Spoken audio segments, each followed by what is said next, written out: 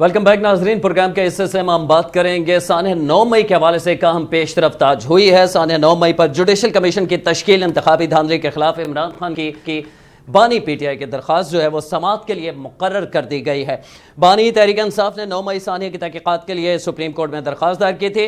Justice Aminuddin की सरबराही में 7 रुकनी bench 10 दिसंबर को केस पर इस पर समाअत करेगा। मिलिट्री कोर्ट ट्रायल को कलअदम करार देने की इस्तदा भी इस दरखास्त का हिस्सा है। नईम कुरैशी साहब तजियाकार हमारे साथ मौजूद हैं, उनसे इस हवाले से बात करते हैं। नईम कुरैशी साहब, एक लंबे अरसे से बानी पीटीआई और पूरे तहरीक इंसाफ की ये ख्वाहिश थी कि 9 मई की तहकीकात जो है उस पर जुडिशल कमीशन कायम किया जाए, तो अब इसमें कुछ मामलात में जो दोनों तरफ से गर्मी थी वो बेहतरी आएगी। सुप्रीम कोर्ट में अब जुडिशल कमीशन कायम हो गया।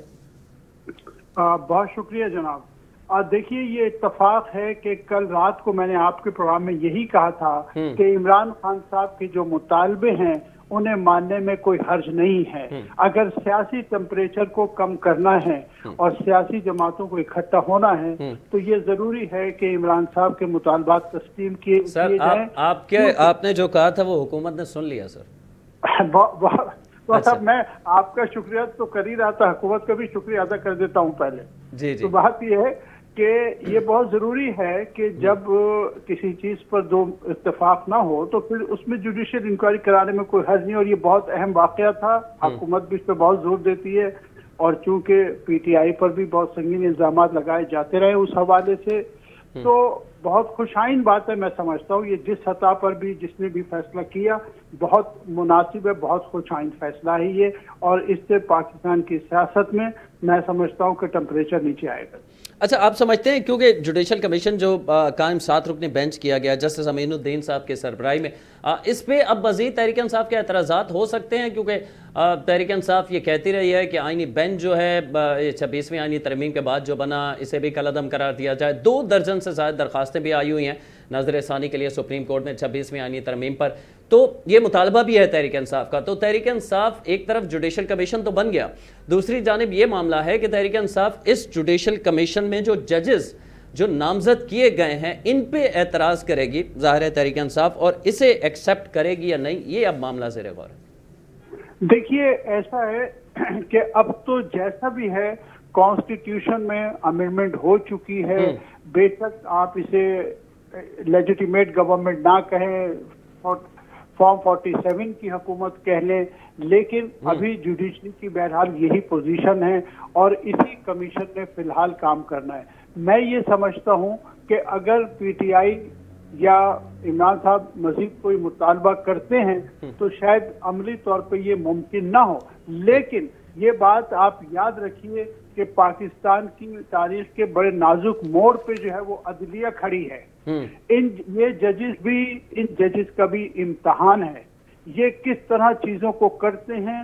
देखिए, फैसले जब होते हैं तो पाकिस्तान के लोग बहुत बाशऊर हैं, पता लग जाता है कि फैसला किस तरह किया गया है। तो मैं समझता हूं कि अगर ये जजेस जो हैं ये भी अगर इस मामले को सुनते हैं तो पीटीआई को इसको एक्सेप्ट कर लेना चाहिए और किसी न किसी तरह जुडिशल कमीशन को मौका मिलना चाहिए कि वो एक नतीजे पे पहुंचे।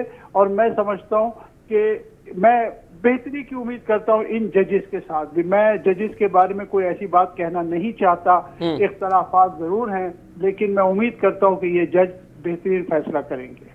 अच्छा कुरैशी साहब, दोनों मुतालबात मान लिए गए हैं। बड़े मुतालबात थे, एक तो इलेक्शन में मुबैना धांधली के हवाले से था, दरख्वास्त सुनी जाए सुप्रीम कोर्ट के अंदर, वो भी दरख्वास्त जो है 11 को इस पर समाअत होगी और 10 को जो है जुडिशल कमीशन जो है ये 9 मई के हवाले से होगा। तो अब तहरीक इंसाफ के लिए एक और प्रॉब्लम भी तो होगी ना, अब उज़्र बाकी नहीं रहेगा।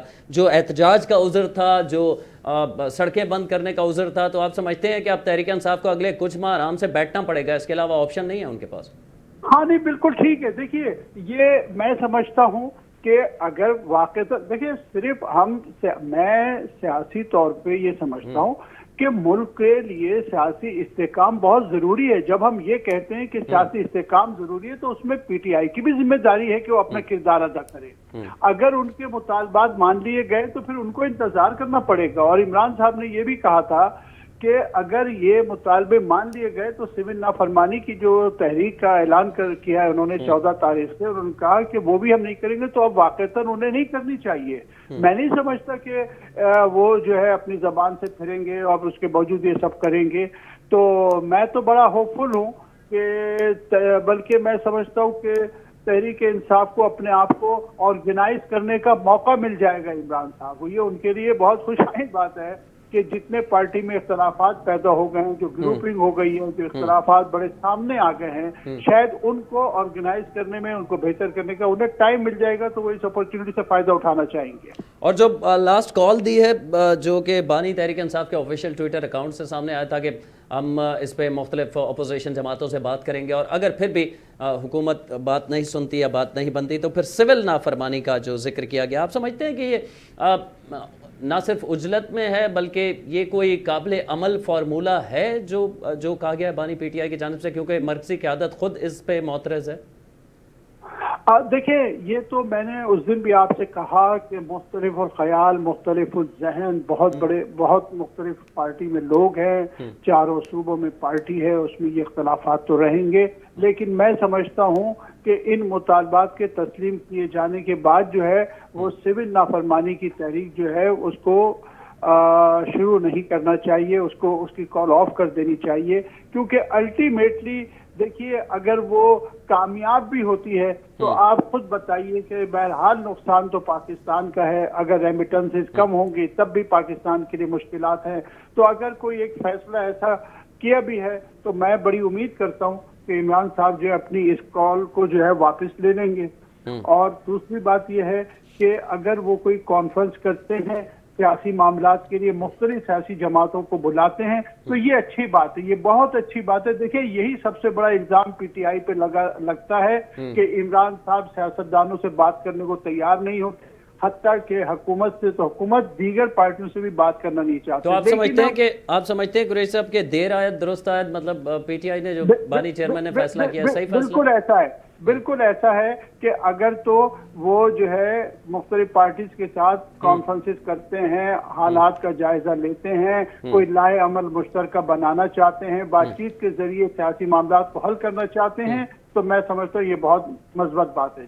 बहुत शुक्रिया नईम कुरैशी साहब, तजियाकार हमारे साथ मौजूद थे। हम बात कर रहे हैं कि जहां 9 मई में इंसदाद दहशतगर्दी की अदालत ने 150 के करीब बानी चेयरमैन पीटीआई समेत पीटीआई के कारकुनान GHQ हमला केस में उन पर फर्द जुर्म आयद की है, वहां 9 मई के हवाले से एक अहम और बड़ी पेशरफ्त आज ये हुई है कि 7 रुकनी जुडिशल कमीशन 9 मई की तहकीकात के लिए कायम कर दिया गया है, जो कि दरख्वास्त थी बानी चेयरमैन पीटीआई की। इस हवाले से 10 दिसंबर को इसकी समाअत का आगाज़ होगा और मुबैना तौर पर इलेक्शन में धांधली के हवाले से 11 दिसंबर को समाअत का आगाज़ होगा। तो अब देखना यह है कि किस तरफ ये मामला जाते हैं। अगले प्रोग्राम तक के लिए इरफान हैदर को इजाज़त दीजिए। अल्लाह निगहबान।